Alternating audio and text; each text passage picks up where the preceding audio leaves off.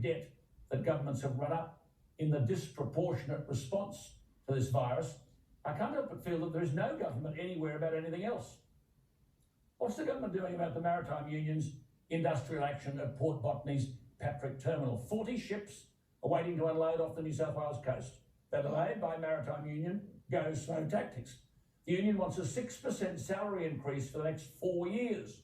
The average salary for some of these blokes is about $155,000 a year.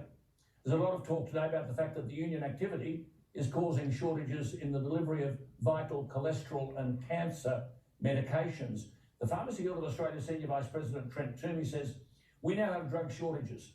If I find we have drug outages and that results in deaths, I'll be putting those at the feet of the MUA. When we have drug shortages, we get drug outages in pockets of regional and rural areas. We usually keep a drug stockpile of 3 or 4 months, but that stockpile, if it's not completely eroded now, is virtually gone." Well, it's not just the medical supplies. This is delaying farm exports, such as beef, sheep, pork, grain, and limiting imports, such as machinery and chemicals. And Sydney is the 3rd largest port for beef exports, the 2nd largest for pork and sheep meat, and plays a critical role in containerised grain and cotton exports, which prompts the question, where is the national government, apart from just talking?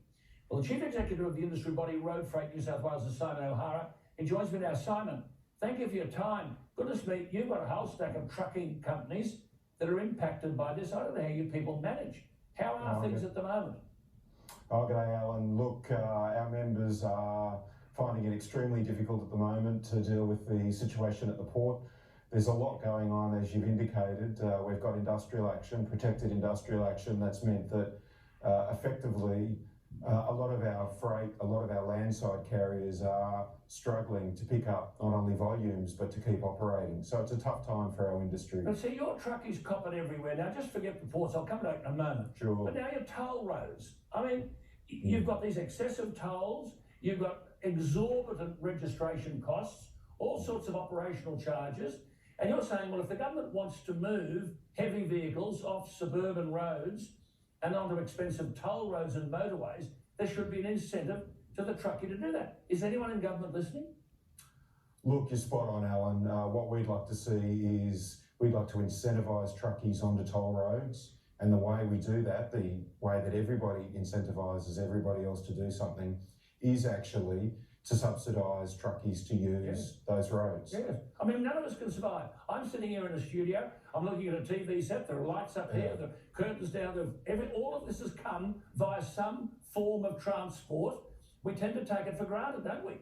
Look, that's dead right. So what we've really seen during the COVID-19 crisis is just how important freight is for the entire Australian economy. And it's really essential. And truckies have really stood up and taken the load and done what's required for the industry.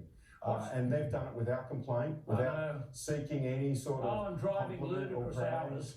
Driving ridiculous hours, don't they? I mean, I always say that's exactly right. People go to a motel at Gunnedah or Ballarat and they expect to have fresh fish for breakfast and the paper on their door without knowing some truckie has driven overnight to make sure it gets there. We tend to forget that. What's going on at Port Botany? 40 ships out there. Where's this going to end? So, look, this is in relation to the negotiations between the MUA and the Patricks, which are a stevedore. So they bring in the containers and other things into our ports and they go into our supply chain. I would note in relation to bargaining for EBAs, nobody really knows what's going on within those EBA negotiations. It's a bit like a relationship. Looking from the outside, you don't quite know what's going on. But what I do know is going on is that our members are feeling the pinch, and that if it continues the way it's been continuing, then we're going to see major problems within the New South Wales economy and broadly within the Australian economy. But what we've seen... Sorry. No, please go. Now, I'm just saying, why wouldn't the Prime Minister say of this country, I mean, we need Peter Reith. Where the hell's Peter Reith for we want him? I mean, it's not just medical supplies, it's farm exports. Why wouldn't the Prime Minister say, now listen, in this environment, we have had enough. I'm running the country. You get those ships in here unloaded, or I'll send our people in and have them unloaded by 10 o'clock tomorrow. Look, Alan, I think that's a really good point, but the point that I would make, and it's particularly something that I've made to the political class here in New South Wales, and that is, let's get it into the Fair Work Commission. Let's get a roll up your sleeves commissioner looking at this issue, get both the parties in the room.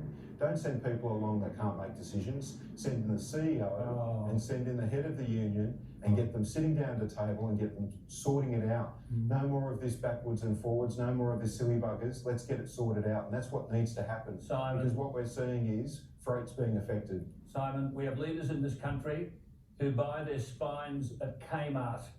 Plastic spines. It's good to talk to you. We'll keep in touch. Thank you. There you are, Simon Thank you, O'Hara.